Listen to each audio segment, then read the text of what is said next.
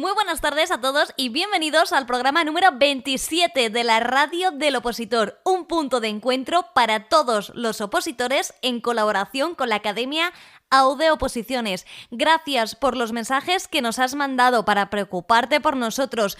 No nos pasaba nada o nada grave más allá de estar examinándonos de los últimos ejercicios de nuestras oposiciones, porque cada uno de nosotros hemos ido llegando. ¿Qué puede interesarte a ti de todo esto? Pues que hemos recabado mucha información muy útil que iremos organizando para los siguientes programas y que conozcas qué pasa una vez que se aprueba el primero, el segundo, incluso el tercero, porque ya no queremos hablar de qué pasa cuando se aprueba el último. Eso quedará para programas posteriores si es que queda, esperemos que sí. Pero por si acaso, hablemos del presente. Y es que el futuro muy oscuro, ay, trabajando la posición. En fin, hemos venido muy inspirados y muy creativos, así que esperaros este tipo de cosas que van a ir saliendo en los programas. Hoy, Radio del Opositor número 27, ¿qué traemos? En una primera parte bien diferenciada nos aproximamos a la Ley 40/2015. ¡Horror! No nos calles todavía, no le des al botón de stop, porque nos vamos a referir a la Administración General del Estado en el exterior. Y sí o sí hay que aproximarse a esta ley, pero nos vamos a centrar en una ley mucho más bonita que es la 2/2014. Consideramos que es muy útil para muchos temarios y si no lo tienes en tu temario, muy interesante conocerla. ¿Por qué hemos decidido hacer esta aproximación a la 40/2015 y a la 2/2014?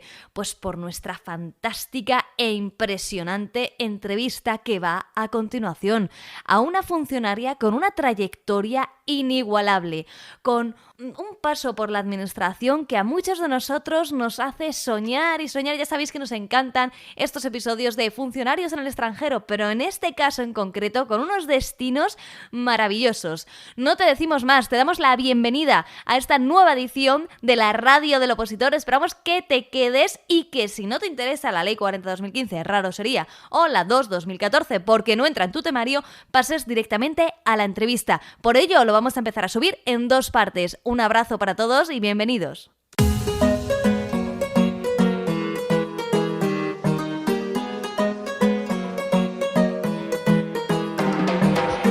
Aquí comienza el programa de la Radio del Opositor.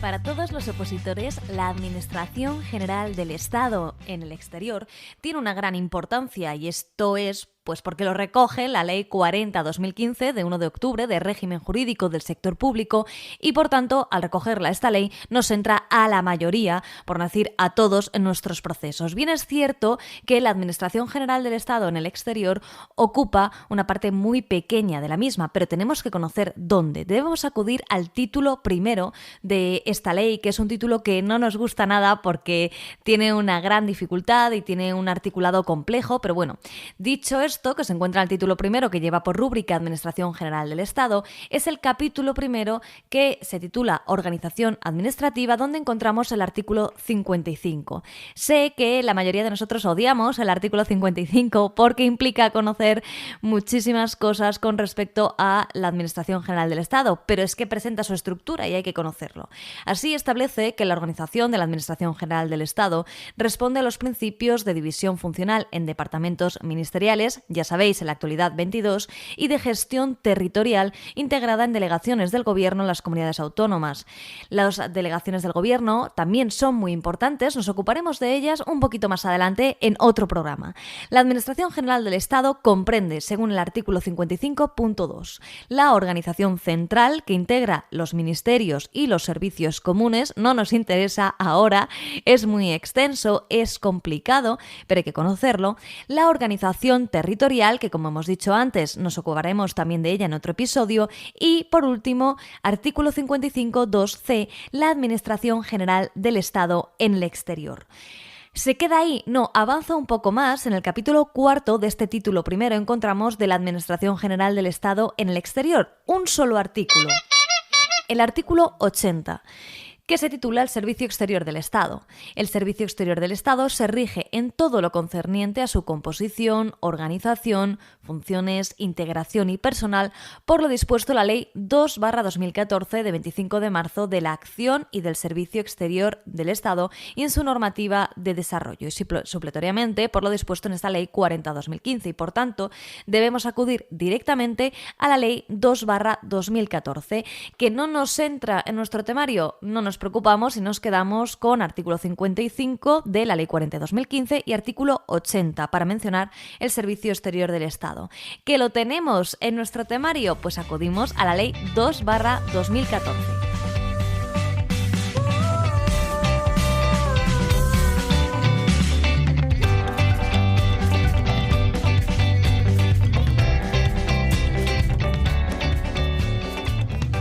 La Ley 2/2014 es una de esas pocas normativas que tenemos que estudiar los opositores que podemos coincidir en que es bastante interesante. ¿Por qué? Bueno, pues porque tenemos la suerte de que el legislador se ha preocupado por aportar algunas definiciones, lo cual se agradece muchísimo porque hay otras leyes muy importantes que no presentan definiciones. Aquí tenemos la definición, en primer lugar, en su artículo 1.2 de política exterior, como el conjunto de decisiones y acciones del gobierno en sus relaciones con otros actores de la escena internacional.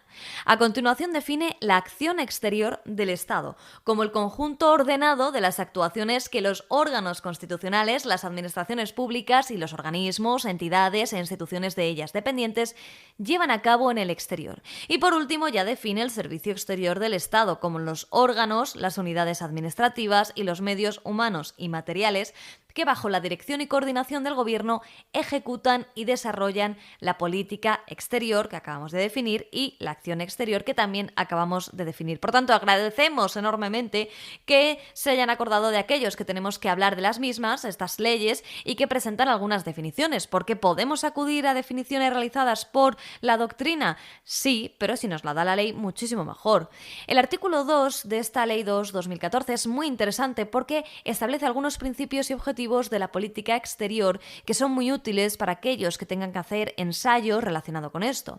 El artículo 2.1 establece que la política exterior de España tiene como principios inspiradores el respeto a la dignidad humana, la libertad, la democracia, el Estado de Derecho y los derechos humanos. Fijaos todo lo que podemos escribir relacionado con esta primera frase del artículo 2 de la Ley 2/2014. Podemos acudir a la Declaración Universal de los Derechos Humanos del 48, entre otras muchas cosas, enrollarnos con qué es el Estado de Derecho, por qué es importante la dignidad humana. Aquí podemos acudir a lo que establece Pérez Luño con respecto a esta configuración de lo que en cada momento histórico se entiende por derecho fundamental. Y esto implica que en 1948, y parece ser que hasta la actualidad, la dignidad humana, la libertad, la democracia son valores que deben positivarse en los ordenamientos jurídicos y por tanto se entienden como derechos fundamentales en muchas ocasiones. La segunda frase de este artículo 2 establece que la política exterior de España defenderá y promoverá el respeto y desarrollo del derecho internacional y promoverá los proyectos de construcción europea y de la Comunidad Iberoamericana de Naciones. ¿Por qué? Bueno, pues porque España pertenece a la escena internacional, siempre ha querido pertenecer a esta escena internacional y actuar en ella de manera activa, pero además, desde 1986 se incorporó a las entonces Comunidades Económicas Europeas, hoy en día la Unión Europea, y también tiene unas fuertes relaciones culturales e históricas con la Comunidad Iberoamericana. Entonces esto lo deja claro en su artículo 2, esta ley. Por otro lado, habla también del multilateralismo. Promoverá el multilateralismo en el seno de la comunidad internacional. ¿Por qué es importante el multilateralismo? Bueno, pues porque supone que todos los estados o todas las instituciones transnacionales con relevancia, que sean legítimas y fuertes, implican todas juntas, que tienen voz en esta actuación internacional, que es algo que se da constantemente y que muchas veces los ciudadanos no nos enteramos de todo, quizá por falta de interés o quizá porque no tengamos tiempo para informarnos de todas las actuaciones en materia de política exterior que realiza nuestro país, pero en lo que se entiende que debe haber un diálogo y por ello la importancia del multilateralismo. Finalmente, el artículo 2.2 nos referimos a que establece como objetivos de la política exterior de España el mantenimiento y promoción de la paz y la seguridad, el fomento de instituciones multilaterales fuertes y legítimas, la promoción y consolidación de sistemas políticos basados en el Estado de Derecho y en el respeto a los derechos fundamentales, la lucha contra la pobreza, la defensa del medio ambiente, entre otros.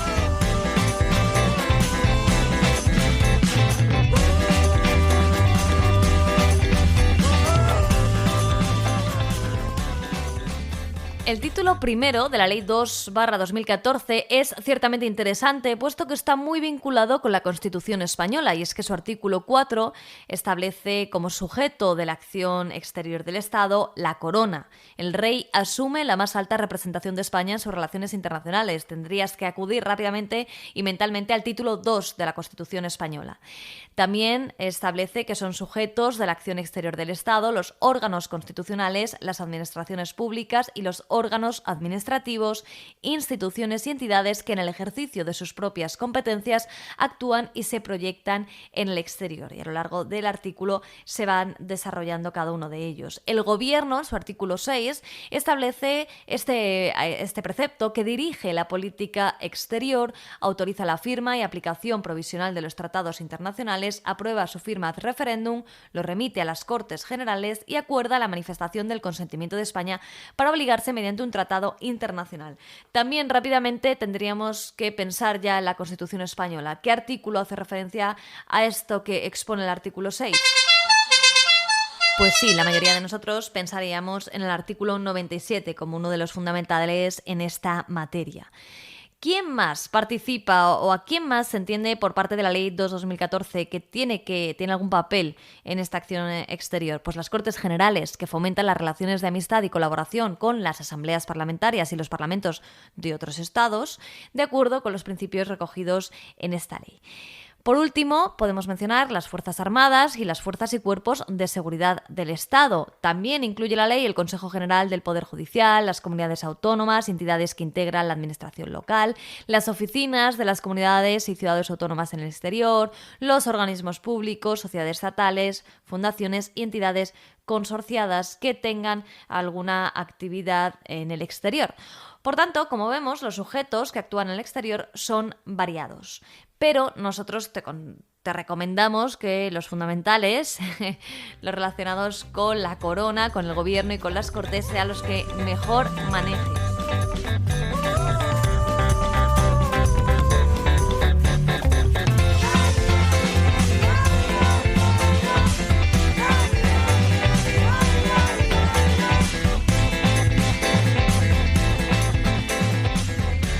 Saltamos directamente al título segundo de esta ley, planificación, seguimiento y coordinación de la acción exterior. ¿Por qué? Porque nos parece muy relevante y, de hecho, la parte más bonita de la misma. La planificación y el seguimiento de la acción exterior del Estado se llevará a cabo a través de la Estrategia de Acción Exterior y del Informe de Acción Exterior. En la actualidad se encuentra vigente la Estrategia 2021-2024, un documento extenso de 115 páginas, pero realmente interesante, que pretendemos resumir en futuros podcasts y que esperamos que os resulte igual de atractivo que a nosotros. Pero no nos despistemos, que es sencillísimo, realizando búsquedas por internet, quedarse leyendo una estrategia, un artículo relativo a la acción exterior del Estado que no tiene que ver con la Ley 2/2014. Así que volvemos a la misma y lo hacemos con el artículo 36, que es también muy interesante, puesto que en el mismo se contempla la actuación que se puede realizar para la promoción de la imagen de España en el exterior. Y esto es de una gran relevancia relevancia en la actualidad. Ya sabemos que con la pandemia de la COVID-19 ha habido un tambaleo en la imagen de la mayoría de los países, especialmente aquellos europeos que han sufrido de una manera más profunda la COVID, y por tanto es muy importante que se haga una promoción de la imagen de España en el exterior. Si bien creemos que este artículo no se refiere al sol y playa, sino que se refiere a los valores, el respeto a los derechos humanos, el Estado de Derecho que presenta nuestro país. Pero bueno, como alguna regla mnemotécnica tenemos que usar, imaginemos que la promoción de la imagen de España también tiene que ver con lo que hemos mencionado. Por último, tenemos que acudir directamente al título tercero de la Administración General del Estado en el exterior. ¿Por qué? Porque por fin tiene 2 puntos. El Servicio Exterior del Estado. Nosotros no os vamos a hablar del Servicio Exterior del Estado, podemos remitiros a artículo 41 y siguientes de esta ley para que lo conozcáis, pero nos ha parecido muchísimo más interesante realizar una entrevista a una persona con una trayectoria inigualable que conoce perfectamente el funcionamiento del Servicio Exterior del Estado y que nos puede contar muchísimas cosas al respecto. Como creemos que es mucho más útil conocerlo en primera persona que a través del estudio de las leyes, aquí os dejamos con ella.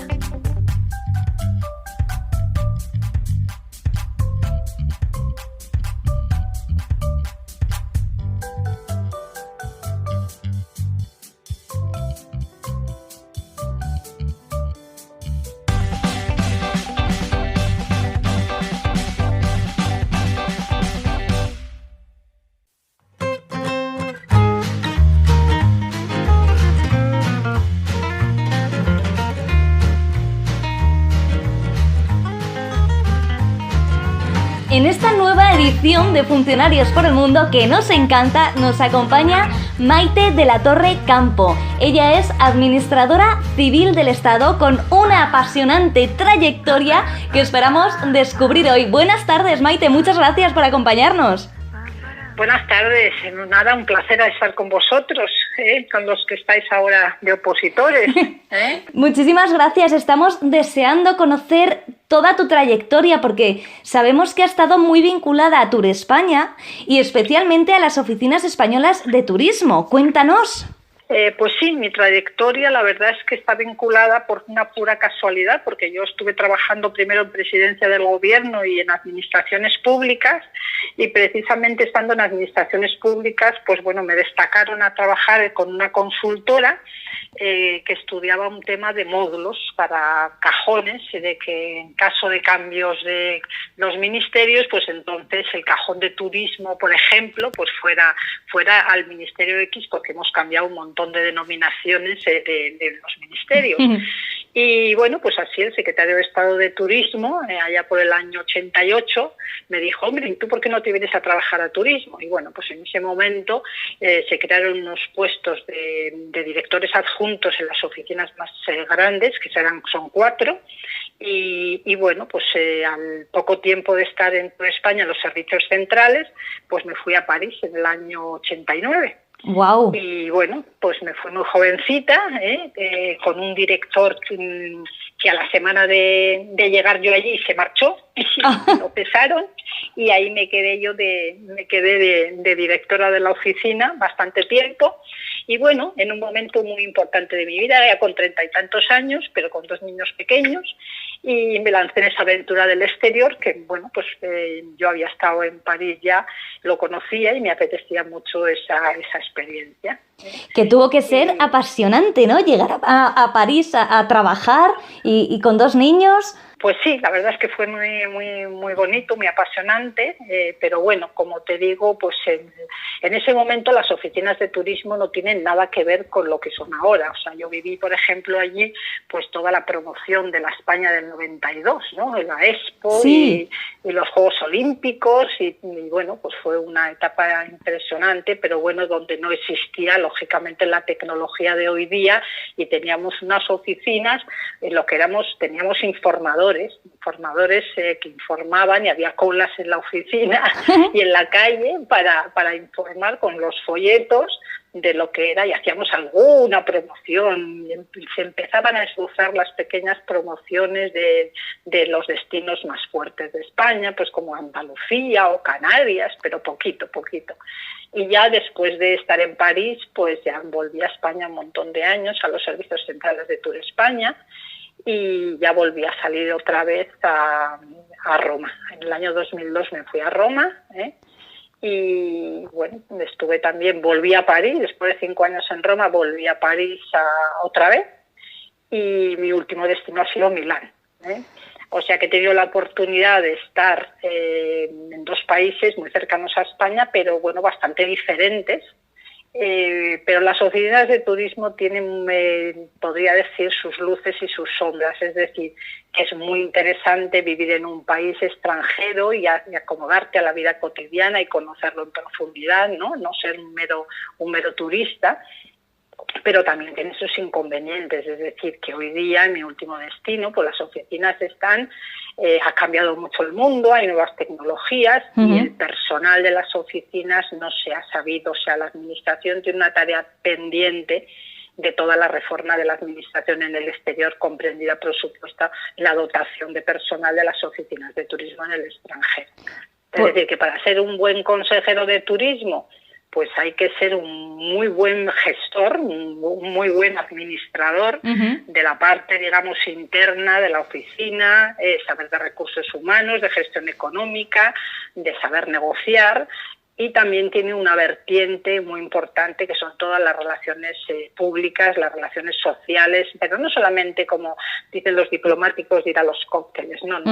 Hay que establecer unas relaciones con los prescriptores de opinión, con las personas importantes de las ciudades en las que estás, para que escriban de España, para que puedan venir a conocer y nos traigan periodistas y prescriptores que sean los que creen tendencia en todo lo que tenemos nosotros que vender y posicionar en el extranjero. Bueno, es que entonces es muy compleja la labor que se desarrolla allí. Es muy compleja, pues porque tiene una parte, como te digo, de componente interno de la oficina, pero hay que manejar un presupuesto importante y hay que tener mucha disponibilidad, y luego tienes muchos mercados, porque por ejemplo yo cuando estaba en Roma, pero tenía que estar todo el día viajando porque llevaba también Grecia, Turquía, Emiratos, o sea, todo lo que es sí, ahora se ha abierto una oficina en Emiratos, pero antes no existía. O sea que la labor es apasionante, pero al mismo tiempo compleja. Y luego también hay que tener unos buenos conocimientos porque hay que hacer unos informes de mercado. Claro. Imagínate ahora con toda la situación que hay de pandemia, pues continuamente contando cómo está la situación, porque bueno, pues existe internet, ¿no? Pero hay también que afinar, ¿no? Y no perder nunca el contacto con los prescriptores, con los turoperadores, las pequeñas agencias, las grandes revistas y las grandes guías de turismo, ¿no? Entonces hay que estar muy al pie del cañón. Sí, ya veo, y que es un papel que tiene la persona que lo desarrolle, polifacética, como gestora, relaciones públicas, economista, ¿no? Tiene que tener un poco de todo.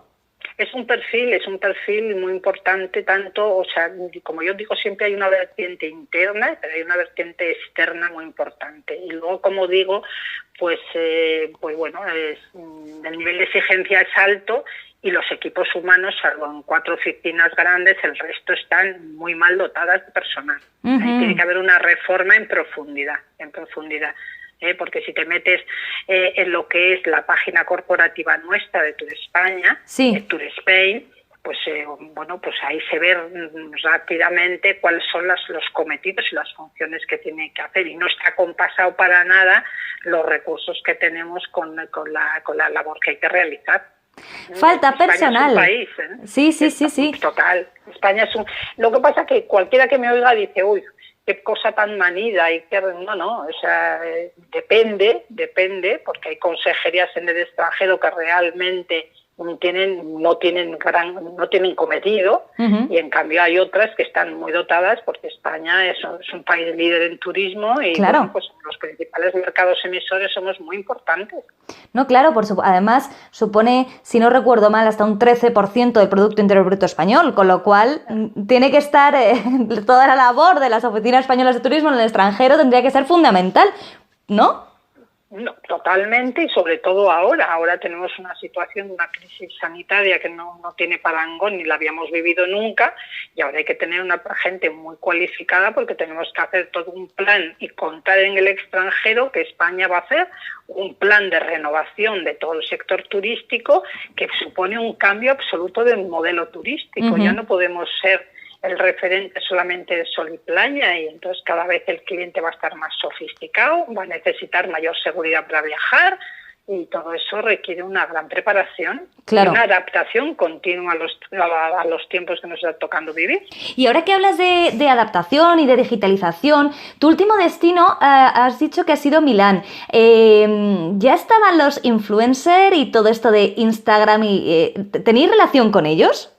Claro, sí, yo encargué un estudio precisamente de influencers, porque claro, ahora todo el mundo dice, porque bueno, hace muchos años había que ser periodista para poder escribir, sí, pero ahora en el mundo nos hemos encontrado que hay blogueros, instagrameros, influencers, entonces claro, hay que testar muy bien a las personas y su contenido. Entonces yo encargué a una gran empresa, una gran agencia, para saber quién era cada uno, claro. Y sus seguidores y sus...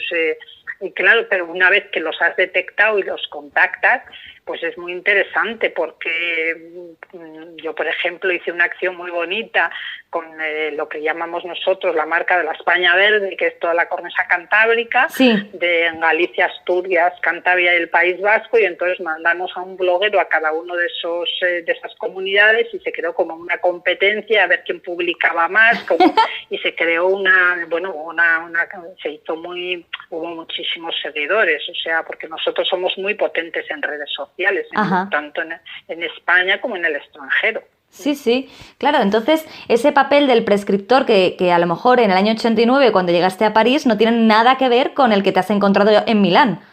No, absolutamente. Lo que pasa es que yo soy una convencida de que hay que subirse al carro de la digitalización, pero que, bueno, hace unos años pensábamos que todos los periódicos de papel iban a desaparecer y que nadie leía revistas, y bueno, y algunos países que todavía pues hay revistas especializadas de papel que a la gente le gusta comprar, o a las propias guías turísticas, ¿no?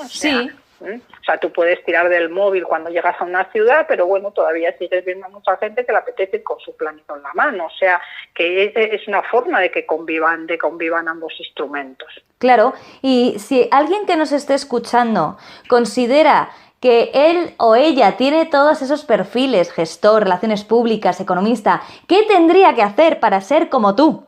Para ser como yo, sí. Pues vamos a ver, yo, o sea, quiero decir que bueno, pues yo opté, siempre me ha gustado mucho viajar y he tenido mucha curiosidad, entonces pues yo tuve la fortuna de nunca me había planteado mi vida, o sea, yo no hice administrador civil del Estado para irme al extranjero, o sea, yo había trabajado, yo precisamente antes de ser administrador civil del Estado, yo trabajaba y había sacado una oposición como técnico del Ayuntamiento de Madrid, o sea, yo trabajaba en la universidad. Entonces, bueno, pues hay que trabajar, trabajar en los servicios centrales de Tour España, la Secretaría de Estado de Turismo o en Tour España, y bueno, luego también depende de la situación personal de cada uno, ¿sabes? Porque uno si uno va solo fuera al extranjero, pues bueno, el extranjero tiene sus luces y sus sombras, es decir, tiene unas partes muy interesantes, pero también tiene un coste emocional de adaptación, dejas tu zona de confort, te tienes que adaptar a un país que no conoces a nadie, y bueno, pues y luego si vas con familia, pues tienes un problema de pareja, y luego tienes un problema de hijos, de que tus hijos se adapten, porque si los hijos son pequeñitos está muy bien, pero cuando los hijos crecen el tema empieza a complicarse. Claro. Entonces yo, la persona que le guste salir al extranjero, pues pienso que es una oportunidad muy buena, pero que hay que ser conscientes de que no es todo oro lo que reluce. Vale, vale, porque claro, es que sí, los opositores, ¿sabes qué pasa, Maite? Que tendemos mucho a soñar. Entonces, No, pero es que es muy bueno soñar, porque hay que tener metas en la vida para crecer. pero nos quedamos solo con lo bueno. Yo creo que habrá alguno que nos haya escuchado que se haya quedado con el eco de París, París, París, no haya escuchado todo lo demás, que es muchísimo trabajo, que para empezar hay que aprobar una oposición, porque que si no, no hay manera. Y luego que tiene, claro, hay que tener en cuenta la familia, los colegios, ¿no? De los niños, a qué colegio van, porque me imagino que también será complicado elegir un colegio. Claro, claro, y que se adapten al país, porque yo tengo compañeros que han tenido problemas con sus hijos o que no se han adaptado, o sea, depende de la edad. Claro, que no es uno mismo, vamos a ver, uno mismo puede hacer lo que quiera, pero a veces tiene que mirar un poco a su alrededor, ¿no? Lo que... Totalmente, claro. Vale. Bueno, nos quedamos con eso también. Y entonces, ¿qué recomendarías a los actuales opositores a este cuerpo, al Cuerpo Superior de Administradores Civiles del Estado, con respecto a la situación actual, lo que nos has dicho, que sí que te parece que es una buena opción? ¿Consideras que debe haber una reforma total? ¿Qué le recomendarías a ellos? Bueno, yo siempre que una persona me pregunta si va a opositar, lo primero que le pregunto es si tiene la idea al 100% clara del objetivo. Esto es como los deportistas, porque para hacer esta oposición, como cualquiera de un superior, hace falta tener una fuerza de voluntad de caballo. O sea, es un tema de resistencia y de tenerlo clarísimo al 100%. Uh-huh. Porque esta oposición nuestra, a mí me parece interesante de preparar, pero no nos olvidemos que tiene un nivel de incertidumbre y es muy aleatoria, porque cada año cambia el tribunal y el ensayo es muy subjetivo, uh-huh. Que guste, entonces va cambiando la evolución.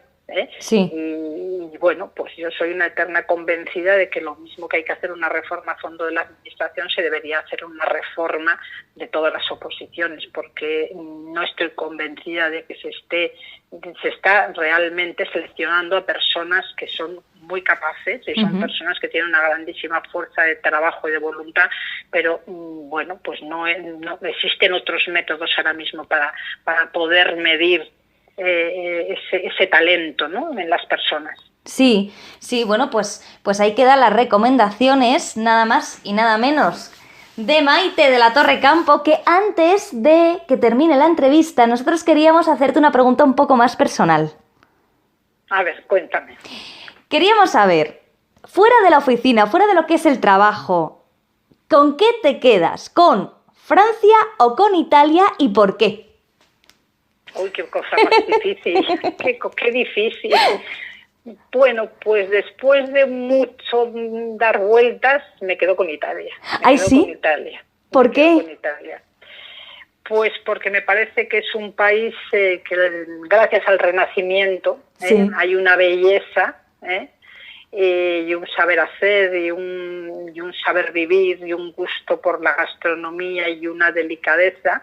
Y además son dos países en uno, es decir, he tenido la fortuna de vivir en el norte y en el sur de Italia, sí. Y entonces realmente creo que es un país apasionante para descubrir, que creemos que lo conocemos, pero realmente, esta pregunta me la hicieron hace poco, mira que me cuesta, porque a mi París me encanta, sí. Y tengo muchos amigos en Francia, pero me quedo con Italia. Clarísimamente con Italia. Clarísimamente por Italia, porque el Renacimiento hizo mucho por Italia. Y voy a presionar un poco más. ¿Milán o Roma? Pues Roma es la ciudad, es una ciudad única en el mundo, pero para trabajar Milán. Para trabajar Milán. Vale, pues nos vamos quedando con ello. Aquellos que estén estudiando esta oposición ya saben por dónde van los tiros y ya se han informado muchísimo más gracias a ti, Maite, que nos has dado una visión estupenda, porque además, como decías tú, las luces y las sombras, que tendemos mucho a mirar solo las luces y tenemos que ser conscientes de que en todo esto también hay algunas sombras que tenemos que manejar. Así que te damos las gracias por haber estado con nosotros y habernos contado tantísimas cosas. A vosotros muchísimas gracias y sobre todo mucho ánimo y mucha fortaleza, porque yo creo que la administración se tiene que renovar y creo que toda esta gente que está allí metida, yo recuerdo mi época de opositora, ¿no? Con la cantidad de esfuerzos que uno hace, sí. Creo que la administración necesita de personas realmente que tengan una idea clara como la tuve yo de que lo importante es el servicio público. Qué bonito, pues nos quedamos con esa última reflexión. Muchísimas gracias. Pues a vosotros y mucha suerte. Gracias.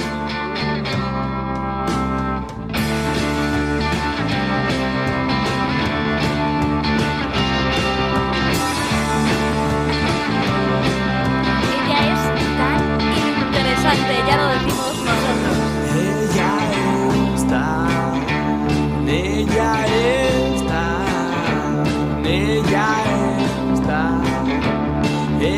Fantástica nuestra entrevista con Maite de la Torre, administradora civil del Estado, y es que es imposible que a través del estudio de la Ley 2/2014, con la que comenzábamos este podcast, pudiéramos entresacar de su articulado toda la información que ella nos ha aportado, de manera que cuando tengamos que estudiar esos artículos podremos recordar todo lo que nos ha dicho.